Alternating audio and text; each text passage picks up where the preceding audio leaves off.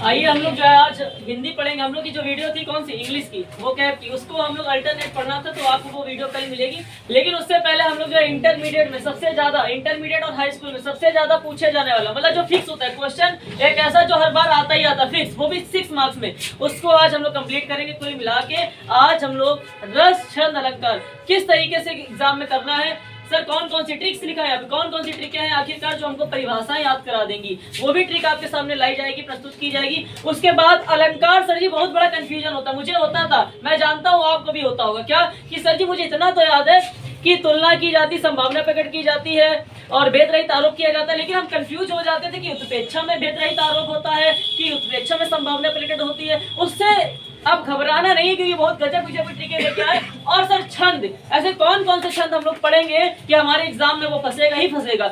आज हम लोग जो पढ़ने वाले हैं, आज जो हम लोग पढ़ेंगे बेटा, वही पढ़ेंगे जो हमारे एग्जाम में काम आएगा। क्योंकि बेटा रस तो बेटा 9-10 हमारी किताब में दे रखे हैं, लेकिन 10 के 10 नहीं पढ़ने, सिर्फ 3-10 पढ़ेंगे। वीर रस पढ़ेंगे हम लोग, करुण रस पढ़ेंगे और हास्य रस पढ़ेंगे, ठीक है बेटा। लेकिन उससे पहले आपको बता दें कि ये 6 मार्क्स जो लिखा है, इसका मतलब ये नहीं है कि 6 नंबर का रस आता है, 6 नंबर का छंद आता है, 6 नंबर का अलंकार आता है, टोटल 12 नंबर, ऐसा नहीं है। यहाँ पे ये तीनों चीज जो है, 2 नंबर की यह आता है, 2 नंबर का छंद आता है और 2 नंबर का हमारा क्या आता है, अलंकार। इनको जोड़ के हमारे 6 मार्क्स वहाँ पे बनते। तो बेटा आपको अगर हम बताएं तो आज हम लोग जो सबसे पहले पढ़ने जा रहे हैं अलंकार। सबसे पहले अगर अलंकार पढ़ेंगे तो अलंकार 2 टाइप के होते हैं, शब्दालंकार और अर्थालंकार। ये सभी बच्चों को पता होगा, शब्दालंकार और अर्थालंकार। तो बेटा अलंकार हम लोग हेडिंग डालेंगे और इसकी ट्रिकें जानेंगे। इसकी कुछ सर ज्यादा ट्रिकें का मतलब वैसी ट्रिक नहीं है, परिभाषाओं को याद करने की ट्रिक है, ठीक है। लेकिन आपको जरा इसका जो उदाहरण होता है वो याद करना पड़ेगा बेटा। कुछ बच्चों ने क्लास 10th में पढ़ा है, उन्होंने याद भी किया है, उनको याद होगा, लेकिन फिर भी हम आपके सामने लिखेंगे। लेकिन परिभाषाओं में जो कंफ्यूजन होता है वो कंफ्यूजन आज के बाद आपके सामने नहीं होगा, क्योंकि गजब गजब का फंडा लेके आइए। अलंकार जो कि 2 नंबर के एग्जाम में पूछा जाएगा। अलंकार हमारे 2 तरीके के होते हैं सर, शब्दालंकार और अर्थालंकार। शब्दालंकार और अर्थालंकार बेटा अभी मैं आपको बताऊंगा कि कहां से पेपर बनता है। आइए 2 तरीके के अलंकार होते हैं, पहले लिख लेते हैं। अनुप्रास अलंकार, शब्दालंकार में 3 चीजें आती है, अनुप्रास, उसके बाद इसमें आता है यमक अलंकार और उसके बाद हमारा आता है यहाँ पे श्लेष अलंकार। बेटा यहाँ पे आता है हमारा उपमा अलंकार, रूपक अलंकार और उत्प्रेक्षा। जरा मेरी बात को समझने की कोशिश करिए। एग्जाम में जो आता है हमारा अलंकार, एग्जाम में जो अलंकार आता है आपको पता है 2 देता है अथवा लगा के, बोलता है कोई एक की परिभाषा तथा उदाहरण लिखिए, ठीक है। किसी एक की परिभाषा तथा उदाहरण लिखिए। बेटा वहां पे स्पष्टीकरण नहीं पूछा जाता, याद रखिएगा। यदि आप स्पष्टीकरण लिखते हैं कोई दिक्कत की बात नहीं, लेकिन आपको यहाँ पर यदि कुछ नहीं तैयार है तो सोचो सर हमको परिभाषा भी याद करनी पड़ेगी, उदाहरण भी याद करना पड़ेगा, स्पष्टीकरण भी याद करना पड़ेगा, क्या नहीं। आपको सिर्फ 2 चीज याद करनी है, उसके लक्षण और उदाहरण। लक्षण का मतलब परिभाषा और उदाहरण, ये 2 नंबर, 1 नंबर की परिभाषा आती है, 1 नंबर का उदाहरण आता है, इसलिए स्पष्टीकरण आज की क्लास में हम लोग नहीं पढ़ेंगे, ठीक है बेटा। तो शब्दालंकार किस तरीके से सर पेपर बनता है, पेपर में 2 अलंकार आएंगे, जैसे कि आ सकता है कि उत्प्रेक्षा अथवा श्लेष अलंकार में से किसी एक का लक्षण तथा उदाहरण लिखिए। सर एक बात को जान लीजिएगा, 2 तरीके के अलंकार होते हैं, एक शब्दालंकार होता है और एक अर्थालंकार होता है। एक शब्दालंकार होता है और एक अर्थालंकार होता है। सर शब्दालंकार में 3 अलंकार होते हैं, एक अनुप्रास अलंकार होता है, एक यमक होता है और एक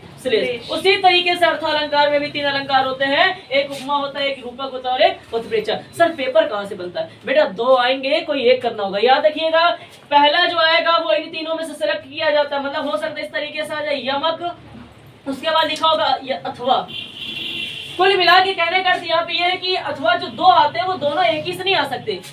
कहने का अर्थ ये है कि जो 2 आते हैं, 2 में से कोई एक करना होता है, दोनों इसी से नहीं आ जाएंगे। शब्दालंकार से लगा दिया, अनुप्रास तथा श्लेष अलंकार में से किसी एक का उदाहरण और लक्षण लिखिए, नहीं, एक इससे देगा अथवा लगा के एक इनमें से किसी का दे देगा। मान लो ये दे दिया, इसमें से इस तरीके से करना होता है। क्यों ना हम लोग प्लानिंग बनाएंगे, क्यों ना हम लोग अर्थालंकार की तीनों चीज को अच्छे से पढ़ लें, सर क्यों ना हम लोग अर्थालंकार की तीनों परिभाषाओं, तीनों उदाहरण को अच्छे से पढ़ लें और हमारे पेपर में वो चीज क्या हो जाए, फंस जाए। ये चीज गारंटी है, यहाँ से आएगा बेटा क्या कि सर आपके माइंड में ये कंफ्यूजन नहीं आना चाहिए। ये चीजें मैं देख के आया हूँ, इसलिए आपको बता रहा हूँ क्या कि बेटा एक आपको मिलता है अर्थालंकार से अथवा लगकर, एक मिलता है शब्दालंकार से। दो में से किसी एक के उदाहरण व लक्षण लिखना होता है। तो बेटा हम लोग क्या करेंगे, अनुप्रास को नहीं पढ़ेंगे। अगर आपको पढ़ना है तो मैं डिस्क्रिप्शन में लिख दूंगा, उसमें लिखाया है मैंने, ये सब पढ़ाया है। लेकिन आज इतना समय नहीं है, एग्जाम टाइम है, 6 नंबर किस तरीके से स्कोर करना है वो सीखना है। यमक भी नहीं पढ़ेंगे, श्लेष भी नहीं। तो पढ़ेंगे क्या, उपमा, रूपक और उत्प्रेक्षा, तीनों पढ़ डालते हैं। हमें पता है इसमें से एक आना ही आना है अथवा लड़के, तीनों को अच्छे से पढ़ लेते हैं और यहाँ से हमारे 2 नंबर क्या हो जाएंगे, स्कोर। और बेटा इसको इसलिए मैंने यहाँ बताया क्योंकि ये तीनों के तीनों हमारे क्लास 10th में थे, तीनों के तीनों हमारे किसमें थे, क्लास, और ये तीनों के तीनों किसमें थे, क्लास 9th में। आज हम लोग क्लास 10th का करेंगे। क्यों सर, क्योंकि कुछ बच्चों का कहना था सर अगर पेपर हुए होते, यदि मेरा यूपी बोर्ड एग्जाम हुआ होता, आप किसी का एग्जाम नहीं हुआ है, जितने बच्चे वीडियो देख रहे हैं जो इस समय इंटर में, उन्होंने 10th का एग्जाम नहीं दिया है बेटा, है ना।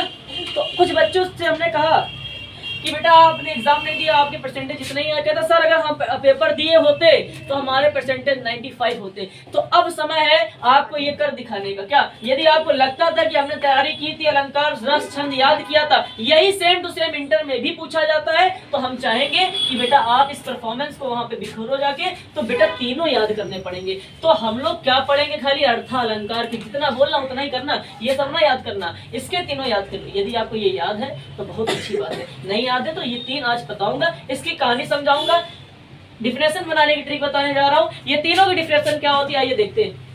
बेटा एक बात जान लीजिएगा, अर्थालंकार के लिए 2 कॉमन वर्ड याद रखिएगा, उपमेय और उपमान। क्या याद रखना है, 2 वर्ड याद रखने हैं सर। अब अर्थालंकार की तीनों परिभाषा बनने वाली, जरा देखिएगा तीनों की तीनों परिभाषा किस तरीके से बनेगी। 2 वर्ड याद रखने हैं अर्थालंकार में, एक तो उपमेय को याद रखना है और एक उपमान को याद रखना है। सर उपमेय को याद रखना है और उपमान को याद रखना है। यदि सुनिएगा तीनों की परिभाषा किस तरीके से बनेगी, उपमा की भी बनेगी यहाँ पे और हमारी रूपक की भी बनेगी और उत्प्रेक्षा की भी बनेगी। तीनों की तीनों परिभाषा यहाँ पे बनने वाली है। सुनिएगा जरा, 2 वर्ड हमको याद रखने हैं, याद रखना सही बच्चों, डिफिनेशन अपने आप बनती है। एक उपमेय याद रख लेना, एक उपमान याद रख लेना। यदि उपमेय में उपमान की 3 पॉइंट लिखूंगा, यदि उपमेय में उपमान की 3 पॉइंट लिखूंगा, जरा सुनिएगा, तुलना की जाए, यदि उपमेय में उपमान का भेद रहित आरोप किया जाए,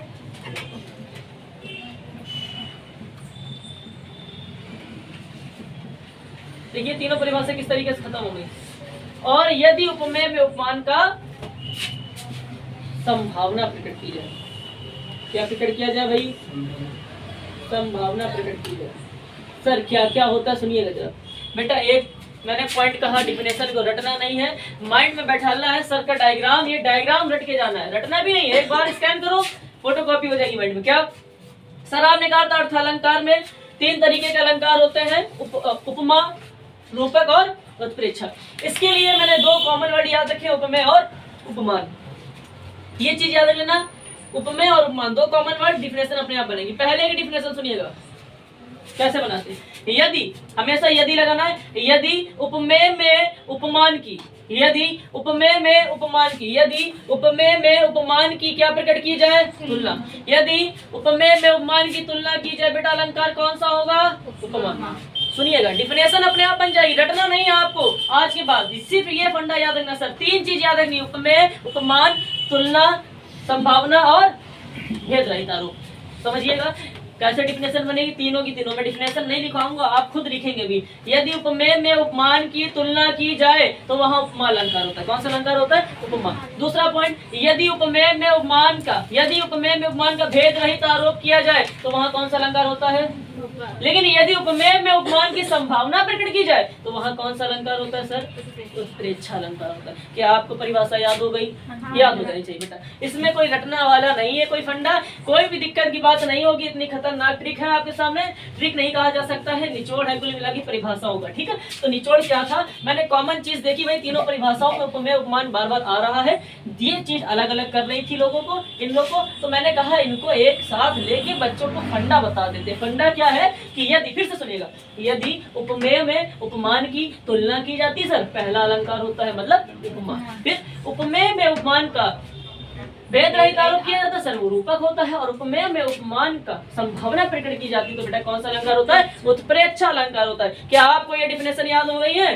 जल्दी से बताइए बेटा, याद हो गई? बहुत बढ़िया। और अगर याद हो गई है तो याद तो सर हो जाएगी, लेकिन अभी आपके कितने नंबर कंफर्म हुए हैं? 1। और 1 नंबर की लड़ाई के लिए हमको इसका क्या याद करना पड़ेगा?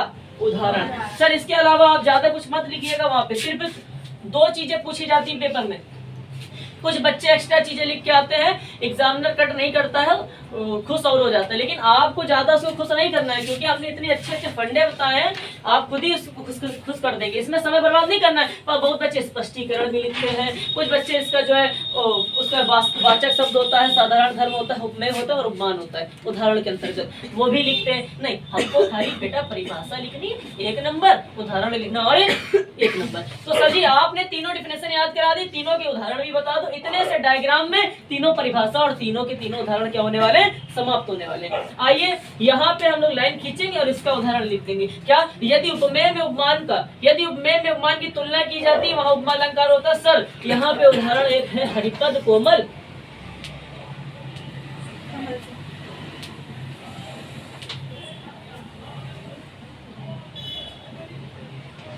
हरिपद कोमल कमल, इतना सरल उदाहरण सर 1 नंबर के लिए, इतना सरल उदाहरण है यहाँ पे 1 नंबर के लिए, बिल्कुल स्पष्ट लिख रहा है जिससे कि आपको सब चीजें दिखाई दे। ठीक है, क्या? यदि उपमेय में उपमान की तुलना की जाए, वह उपमा अलंकार होता है हरिपद कोमल कमल से। यहाँ श्री कृष्ण के जो चरण है वो किसके समान बताए गए? कमल के समान बताए गए, कमल रूपी। ठीक है, तो यहाँ पे आप ये सब मत जानो, स्पष्टीकरण नहीं लिखना बेटा, आपको सिर्फ एक बात बता रहे, हरिपद कोमल कमल से। ठीक है, क्या?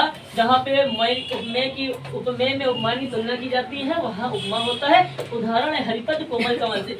10th के बच्चे जरा ध्यान देंगे, अब की बार सर जी रस छंद अलंकार लिखने के लिए नहीं आने वाला बाबू। अब की बार क्या होने वाला है, आपका 20 MCQ आएगा, OMR पे टिक करने वाला। सभी बच्चों को पता है 10th वालों को कि सर जी OMR पे आएगा, और OMR पे पता है क्या करेगा, वो ये नहीं कहेगा कि इसकी परिभाषा लिखो, OMR में उदाहरण दे देगा, कहेगा पहचान के लिखो कौन सा अलंकार है। इसकी भी ट्रिक है क्या, कि कहीं पे ये डैश दिख जाए और सा, सी और से दिख जाए, मतलब डैश के साथ, वहां पे अलंकार कौन सा होता है? उपमा अलंकार। ये ट्रिक है सर जी, ये ट्रिक है BA वालों के लिए, ये ट्रिक है क्लास 10th वालों के लिए, और ये ट्रिक है पैटेट का जो एग्जाम देते हैं उनके लिए। क्या सर? वहाँ पे हिंदी में क्वेश्चन आता है, वहाँ परिभाषा लिखने के लिए नहीं आती, वहाँ MCQ आता है, उदाहरण दे देता है बेटा, कहता है पहचान के लिखिए कौन सा अलंकार है। तो मेरे बच्चों याद रख लेना, सासी से दिख जाए लास्ट में और यहाँ पे डैश दिख जाए, इसका मतलब अलंकार कौन सा होता है बाबू? उपमा। ये आपके लिए आगे काम आएगा, लेकिन अभी आपको क्या याद करना है? डिफिनेशन। जहाँ उपमेय में उपमान की तुलना की जाती है सर, वहाँ उपमा अलंकार होता है सर। प्यारा एग्जाम्पल हरिपद कोमल कमल से, ये 10th वालों के लिए। आइए बात करते हैं नेक्स्ट, जहाँ उपमेय में उपमान का भेद रहित आरोप प्रकट किया जाता है, जहाँ उपमेय में उपमान का भेद रहित आरोप प्रकट किया जाता है बेटा, उसको हम लोग बोलते हैं क्या? रूपक अलंकार। उसको क्या बोलते हैं? रूपक अलंकार। ठीक है बेटा, ठीक है बेटा। चलो तो अच्छा, दूसरा क्या है? जहाँ उपमेय में उपमान का भेद रहित आरोप किया जाता है सर, वहाँ रूपक अलंकार होता है। घर पे नहीं याद करनी हिंदी इंग्लिश, यही याद करो। आइए उसका उदाहरण बहुआ लेवल का उदाहरण क्या है सर? यही लिख दोगे सब कुछ? हाँ भैया यही लिखेंगे। चरण कमल बंदो हरिदाई, बस लिख डालो चरण कमल।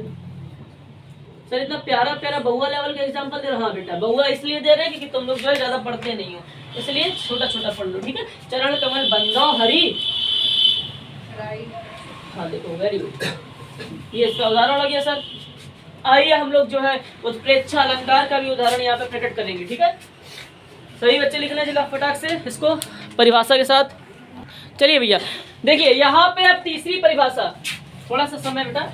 यदि उपमेय में उपमान की संभावना प्रकट की जाती है, वहां पे कौन सा अलंकार होता है? उत्प्रेक्षा। यहाँ पे उत्प्रेक्षा का उदाहरण लिखेंगे। चलिए देखिए सोहत सभी बच्चों को याद होगा, जिसको कुछ और भी याद है तो भैया अपना दूसरा लिख लेगा, हमको तो यही याद है। सोहत ओढ़े पीत पटु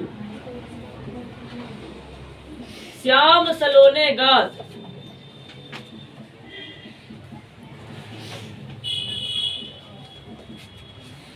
सोहत ओढ़े पीत पटु श्याम सलोने गात, मनो नील मणि शैल पर, मनो नील मणि शैल पर आतप प्रयोग प्रभात,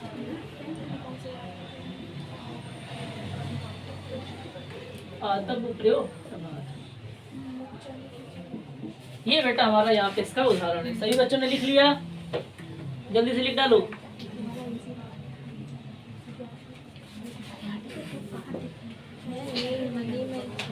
यहाँ है पीतु, ठीक है वही देखना था। पीतु पटु है बेटा, मनो नील मणि यहाँ पे छोटी ई की मात्रा है, मणि शैल पर, ये एरर थी, चलिए हो गया। मनो नील मणि शैल पर आतप प्रयोग, ये हलंत लगी तो प्रयोग प्रभात।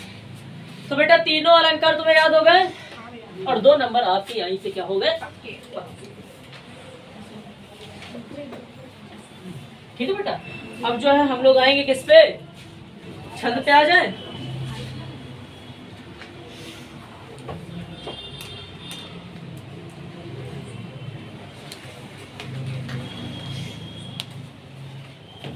हाँ बेटा नोट कर लो इसको फटाक से, ठीक है। चलिए अब हम लोग जो है सर अब इसको नहीं कराएंगे क्या बेटा, यदि आपको इसकी परिभाषा चाहिए वैसे हम इसको नहीं कराएंगे, ठीक है।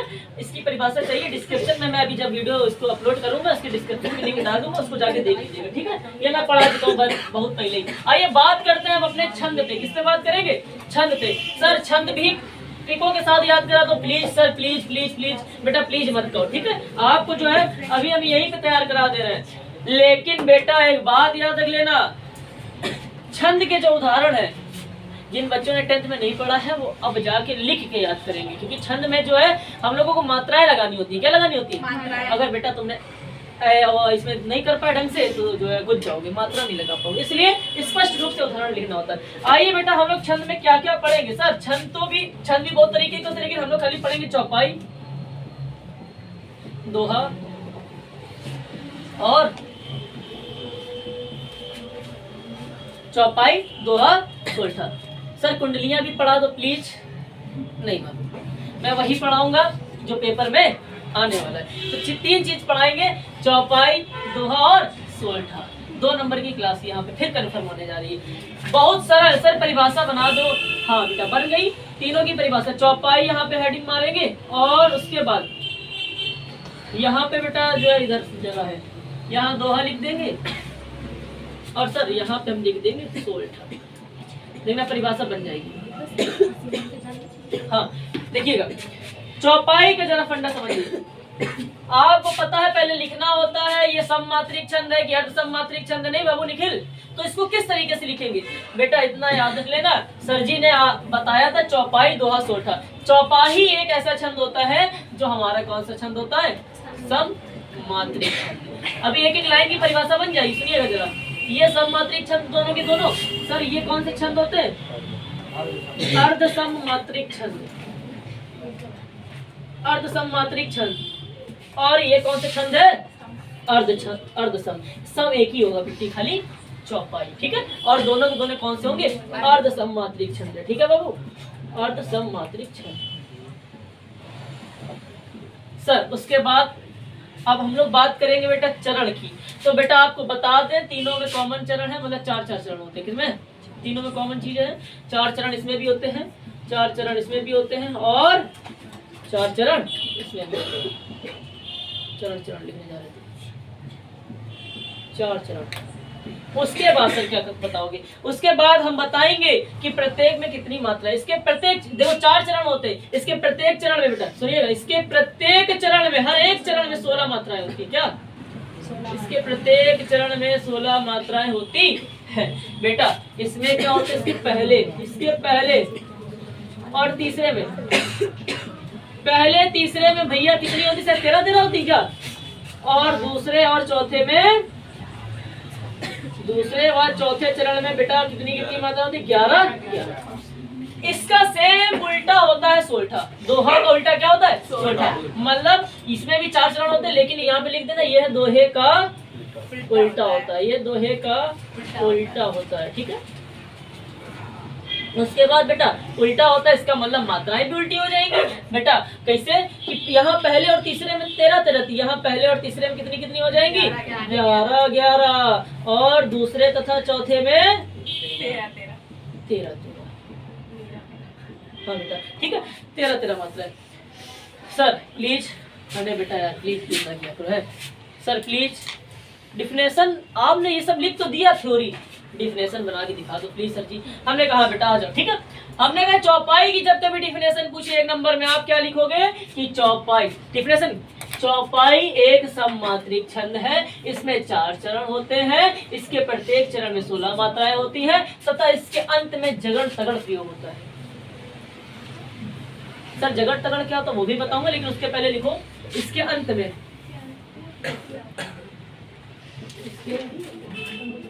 सर अभी बताऊंगा, एग्जांपल में दिखाऊंगा जगड़ तगड़ कहाँ यूज हुआ। इसके अंत में जगड़ 151, ये 5 नहीं होता है, इसको 2 बोलते हैं, मैं बताऊंगा। इसके अंत में जगड़ और तगड़ नहीं, इसके अंत में जगड़ तगड़ का प्रयोग नहीं होना चाहिए, ये विशेषता इसकी, तगड़ का प्रयोग नहीं होना चाहिए, मतलब अभी बताएंगे।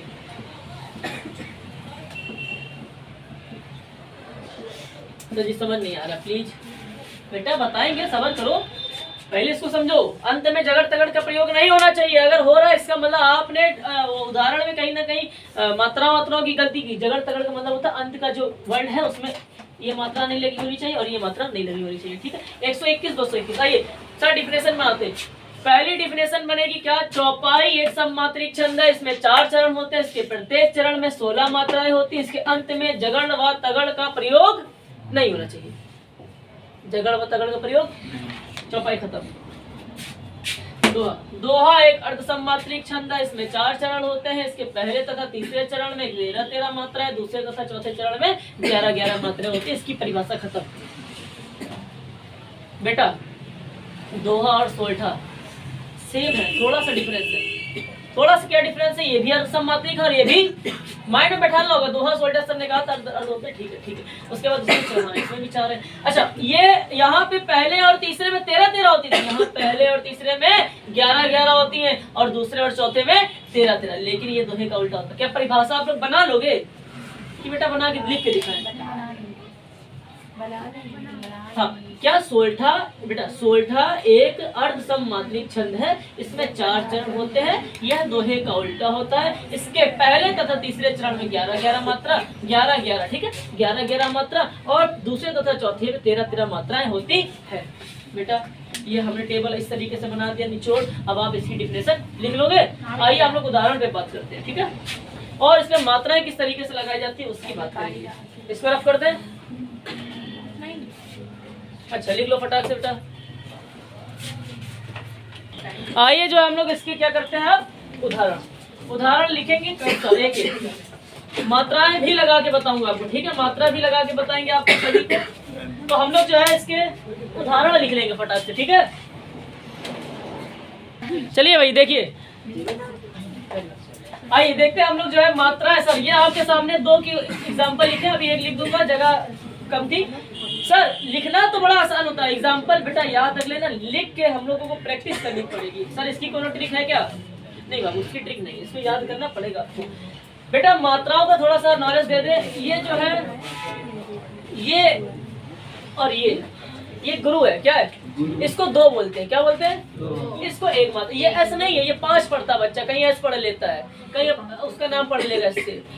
बेटा ये एस का मतलब 2 होता है, क्या? 2 मात्रा, और 1 का मतलब 1 मात्रा। सर कहाँ पे 2 मात्रा रखती है, कहाँ पे 1 मात्रा रखती है, जरा हम लोगों को ये देखना है। बेटा सिंगल, सुनिएगा, सिंगल वर्ड अपने साथ कैसी मात्रा लेता है? 1। यदि इसके ऊपर कोई दूसरी मात्रा आ गई है या कुछ आ गया है, अंक की बिंदी या 1 की मात्रा, छोटा ऊ हमेशा, कोई भी छोटा ऊ हो, छोटा ओ हो, छोटी ई हो, हमेशा कौन सी मात्रा लेगा? 1। लेकिन बड़ा ऊ, बड़ा ओ ए, ये सब 2 मात्रा रहती है। जैसे बा पे वैसे 1 आनी चाहिए थी, लेकिन बा पे 1 आनी चाहिए थी, लेकिन इस पे अंक की बिंदी लगी तो कितनी लगेंगी? 2। दा सिंगल है, सिंगल के लिए हमने कहा था 1। ऊ सिंगल है, सिंगल के लिए हमने क्या कहा था 1। एक चीज जरूर जान लेना सर, एक ये वाला होता है ऊ और एक ये वाला। कुछ बच्चे इसको करने में जो है वहां पे घुस जाते हैं।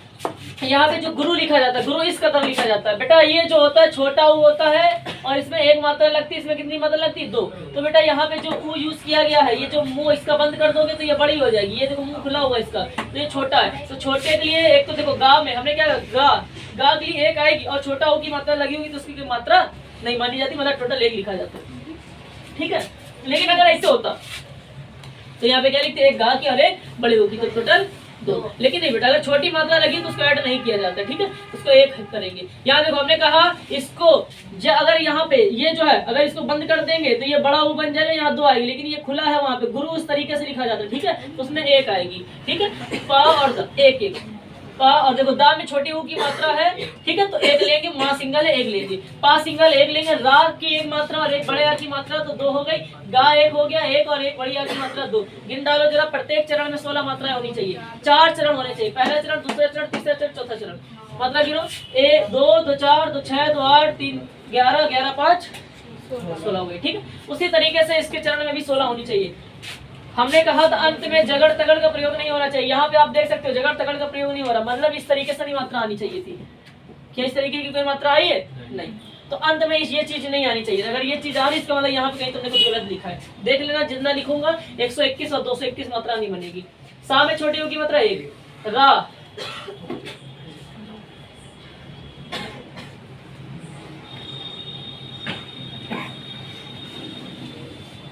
सुनिएगा जरा,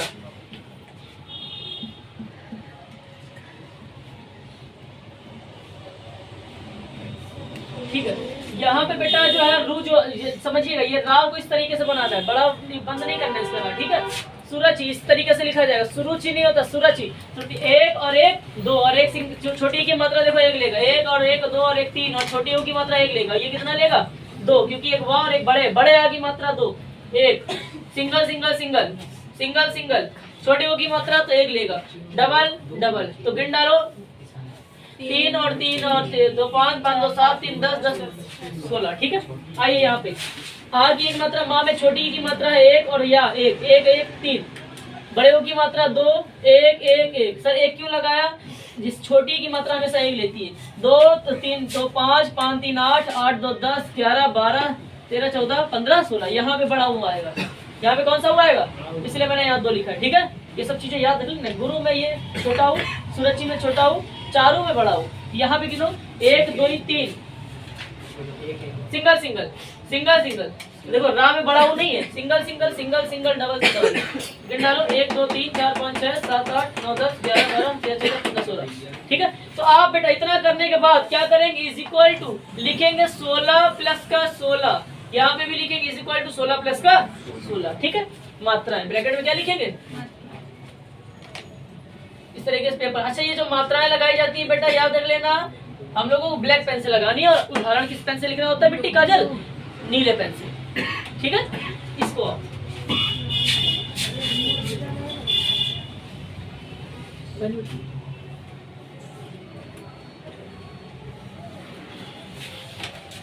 अच्छा दोहे में हमने क्या कहा था? पहले और तीसरे में 13 13 होती ना।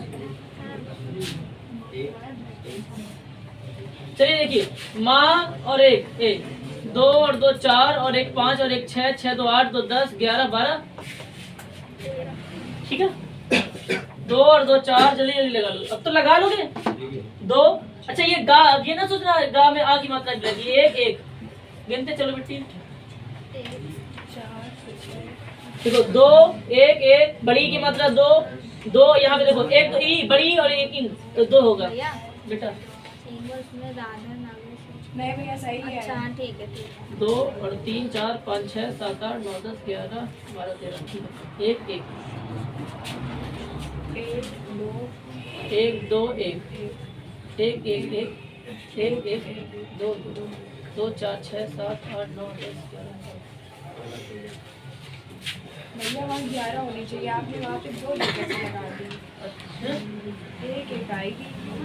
क्यों? 1 और 1 2 और 3 तो 5 तो 7 8 9 10 11।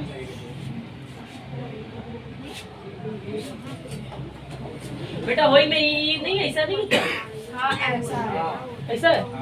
हाँ, तो अगर ऐसा लगेगा। है, हाँ, हैं? हाँ। 2 और 1 तो गिनो 1 4 4 3 7 2 9 9 10। भैया बेटा याद रखना यहाँ पे जो है ये पूरा मिला के स्या, ये पूरा मिला के 2 मात्रा लेगा। याद रखिएगा ये पूरा आधा सा और यह पूरा मिला के 2 मात्रा लेगा, ठीक है? अलग अलग मात्रा नहीं लेंगे, इतना याद रखिएगा। कितनी हो गई? 11 हो गई।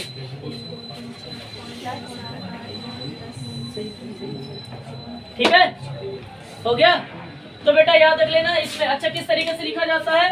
यहाँ पे लिखेंगे प्रथम चरण बराबर 13 मात्राएं, प्रथम चरण व तृतीय चरण बराबर 13 मात्रा, इस तरीके से लिखते हैं। प्रथम चरण व तृतीय चरण ब्लैक पेंसिल बराबर 13 मात्राएं, ठीक है? वहां पे दिखाना है एग्जाम्पल को। उसके बाद द्वितीय चरण व चतुर्थ चरण बराबर लिख लोगे ना बेटा, पूरा लिखे क्या? द्वितीय चरण व चतुर्थ चरण बराबर 11 मात्राएं, ठीक है? ब्रैकेट बंद कर देना। आइए हम लोग लिखते हैं फटाक से 16 उदाहरण, लिख लो इसको फटाक से बेटा। आइए 16 का लास्ट जो है हमारा उदाहरण बाकी है, इसको फटाक से लिख लेंगे। सा की एक मात्रा, अंक की बिंदी की एक मात्रा कितना हो गया? 2 3 4 5 6 7 8 9 10 11। यहाँ पे इस इक्वल टू लिखिएगा 11 मात्रा है, मतलब 11 मात्रा, ठीक है? 2 2 4 5 6 7 8 9 10 11 12 13, ठीक है? कितनी मात्रा हो गई बेटी? सुना ना, 13 मात्रा। इसके 2 लगती है, ठीक है? अभी बताएंगे। 13 मात्रा है। 1 2 3 4 5 6 7 8 9 10 11 13 मात्रा। ऐसे लिखना हो तो वहाँ पेपर में नहीं मात्रा लिख के आ गए। 1 1 2 1 1 1 1 2 1 2 13 मात्रा हो गई। यहाँ पे हमारा जो है छंद भी, सॉरी छंद भी क्या होता है? समाप्त। बेटा अलंकार भी बाकी है अभी, तो हम लोग जो है अभी 10 मिनट के अंदर अलंकार की को भी पढ़ लेंगे। ट्रिक जानेंगे। आपको परिभाषाएं खुद लिखनी होगी, आपको परिभाषाएं खुद। मैं आपको एक परिभाषा लिख के दिखाऊंगा, जितने रस 11 के 11 रस 10-11 रस बताऊंगा, सबकी परिभाषा कोई भी पूछा जाए। भयानक रस भी पूछा जाता है बेटा पेपर में, अद्भुत रस भी पूछा जाता है, वात्सल रस भी पूछा जाता है। लेकिन मैं आपको जो बताऊंगा वो आपको परिभाषाएं तो सबकी बताऊंगा, लेकिन उदाहरण 3 के बताऊंगा। हास्य रस, करुण रस और वीर रस, ठीक है बेटा? तो इसको जो है जल्दी से नोट कर लो। चलिए भाई, अब जो है हम लोग बेटा रस पढ़ेंगे। हमारा क्या क्या हो चुका है? अलंकार हो चुका है, छंद हो चुका है। अब हम लोग रस पढ़ेंगे। रस को सर हमारा जो है एग्जाम में बहुत, आप अगर देखेंगे आंसर में भयानक रस पूछा गया बेटा, अद्भुत रस पूछा गया है। सर जी आप एक बात याद रख लीजिएगा, नॉर्मली हम लोगों को वैसे 3 रस को अच्छे से पढ़ के जाना है, वीर रस, हास्य रस और करुण रस। लेकिन बेटा अगर एग्जाम में ये सब चीजें आ जाती तो आखिरकार हम लोग क्या करें? उसके लिए मैंने निवारण भी करा। क्योंकि मैंने जब अनसॉल्व देखा, जब ये ट्रिक बनाई जा रही थी, अनसॉल्व को देखा गया, अनसॉल्व में देखा कि भयानक रस भी पूछा गया था, वात्सल रस भी बच्चों से पूछा गया था। तो हम लोग जो है परिभाषा बनाना सीख जाएंगे सबकी, अगर ये सब आते हैं। लेकिन अगर उदाहरण की बात करें तो उदाहरण सिर्फ 3 ही बेटा आपको बताए जाएंगे, हास्य रस, करुण रस और वीर रस। तो बेटा ये बात करते हैं, एक ट्रिक हमने आपके सामने लिखी है, ये रस की ट्रिक है, ये इसके स्थायी भाव की ट्रिक है। श्रृंगार करो बीबी साहब अब, मतलब श्रृंगार करो बीबी साहब अब। श्रृंगार करो बीबी, अपनी बीबी को साहब कहता था, साहब अब जल्दी करो जल्दी करो, कहीं घुमाने ले जाना है, समय हो रहा है तो जल्दी करो बेटा। है अपनी उसकी बीबी से श्रृंगार करो बीबी साहब अब, रस को अजू, रस को उजू नेहा भावी। ये स्थायी भाव की ट्रिक है। क्या? रस को उजू नेहा भावी। बहुत इसमें थोड़ा सा विचार विमर्श करके बेटा बनाया गया है, इसलिए इसका महत्व समझिए थोड़ा सा। क्या कि श्रृंगार करो बीवी साहब अब, रस को उजू नेहा भावी।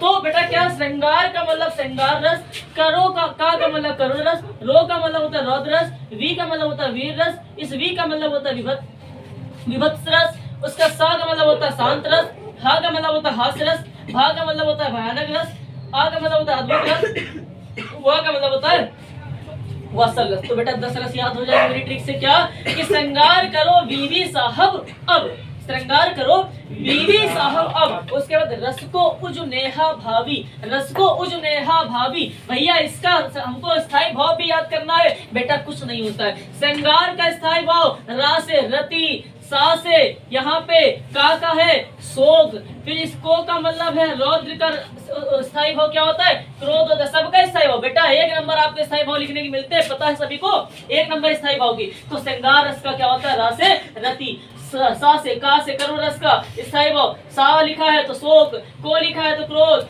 उ लिखा है तो उत्साह, जू लिखा है तो जुगस्सा, ने लिखा है तो निर्वेद, हा लिखा है तो हास, भा लिखा है तो भय, वी लिखा है तो विस्मय और वा लिखा है तो वात्सल्य। भावी, भावीब, ठीक है भावीब, ठीक है। तो आइए हम लोग इसको, हमको याद हो गया है बेटा। परिभाषा एक याद कराऊंगा, दुनिया का कोई भी रस आ जाए परिभाषा आप लिख के जाओगे, मेरी गारंटी है क्या कि अगर मान लो श्रृंगार रस पूछा गया है तो बेटा सबके पहली बात आपको क्या याद होने चाहिए स्थायी भाव। क्या याद होने चाहिए स्थायी भाव याद होने चाहिए बेटा। तो श्रृंगार रस का स्थायी भाव क्या, डिफिनेशन क्या बनाएंगे, जब श्रृंगार पहले लिखेंगे श्रृंगार रस का स्थायी भाव क्या है रति है। क्या है, रस को लिखने के लिए तीन कॉमन चीजें याद रखनी, स्थायी भाव, विभाव, जैसे वहां उपमेय उपमान था, यहाँ तीन है स्थायी भाव, विभाव और अनुभव। विभाव, अनुभव तथा संचारी भाव। क्या, संचारी भाव, तीन चीज याद रखनी। क्या कि जब कोई भी स्थायी भाव, रति नामक स्थायी भाव, विभाव, तीन चीज याद रखनी, विभाव, अनुभव तथा संचारी भाव से संयोग करता है तो श्रृंगार रस की निष्पत्ति। मान लो सर जी यहाँ पे पूछ लिया गया करुण रस के उत्तर में, सर क्या लिखेंगे, कुछ नहीं बेटा, श्रृंगार की जगह क्या कर देंगे करुण। करुण रस का स्थायी भाव क्या है शोक। करुण रस का स्थायी भाव शोक है। जब शोक नामक स्थायी भाव, ये सब में सेम रहेगा, विभाव, अनुभव तथा संचारी भाव से सहयोग करता है तो करुण रस की निष्पत्ति होती है। बेटा सबकी डिफिनेशन बना लोगे ना तुम लोग, आकाश निगम। मान लो सर शांत का पूछा गया तो शांत रस का स्थायी भाव निर्वेद है। जब निर्वेद नामक स्थायी भाव विभाव भाव तथा संचारी भाव से सहयोग करता है तो निर्वेद रस की, सॉरी किसकी रस की, शांत रस की उत्पत्ति होती है। मान लो हास्य रस बहुत पूछा गया, बहुत सरल। हास्य रस का स्थायी भाव हास्य है। जब हास्य नामक स्थायी भाव विभाव, अनुभव तथा संचारी भाव से सहयोग करता है तो हास्य रस की उत्पत्ति होती है। मेरे ख्याल से मेरे बच्चे, हमारे ख्याल से हमें बच्चों को हमने ये फंडा बता दिया है, तीन बातें याद रखनी है, विभाव, अनुभव, संचारी भाव। क्या कि कोई भी रस आए उसका स्थायी भाव लिखो, उस स्थायी भाव जब संचारी भाव तथा सॉरी जब यह रति नामक स्थायी भाव जब विभाव, तीन चीज विभाव, अनुभव तथा संचारी भाव से सहयोग करता है तो उस रस की क्या हो जाती है निष्पत्ति हो जाती है। मेरे ख्याल से 10 के 10 रस आपको याद क्या हो गए, याद हो गए। यदि मेरी ट्रिक याद है तो क्या, श्रृंगार करो बीबी साहब अब, रस को उज नेहा भावीब, ठीक है याद कर लोगे बेटा। यार इतना तो करना ही पड़ेगा, आप पूरी डिफिनेशन याद करोगे तो फिर बुझ जाओगे। आइए हम लोग जो है एग्जाम्पल की बात करते हैं, एग्जाम्पल की बात करेंगे। तो एग्जाम्पल की बात करने से पहले हम आपको बता दें कि बेटा हम तीन चीज के एग्जाम्पल बताने वाले हैं। हम बोल रहे हैं, आप लोग लिख लेना, मतलब आपको याद भी होंगे, लिखने का समय नहीं ज्यादा है तो हम आपको इसे बता दे रहे हैं। ओरली आप लोग किताब में लिख रहे, कहीं पे भी लिखे होंगे देख लेना कि हास्य रस का एक याद करना है बेटा। विंध्य के वासी उदासी तपोवृद्ध, धारी महाविन नारी दुखारे, गौतम तीय तरी तुलसी सो, कथा सुनी भय मुनि वृद्ध सुखारी। ये का है तीन चीज के याद करने खाली। उसके बाद दूसरा याद करना है बाबू हमको उदाहरण, दूसरा उदाहरण हमको याद करना है बेटा किसका, हमको याद करना है करुण रस का। करुण रस बहुत पूछा जाता है, क्या याद करेंगे भैया करुण रस का।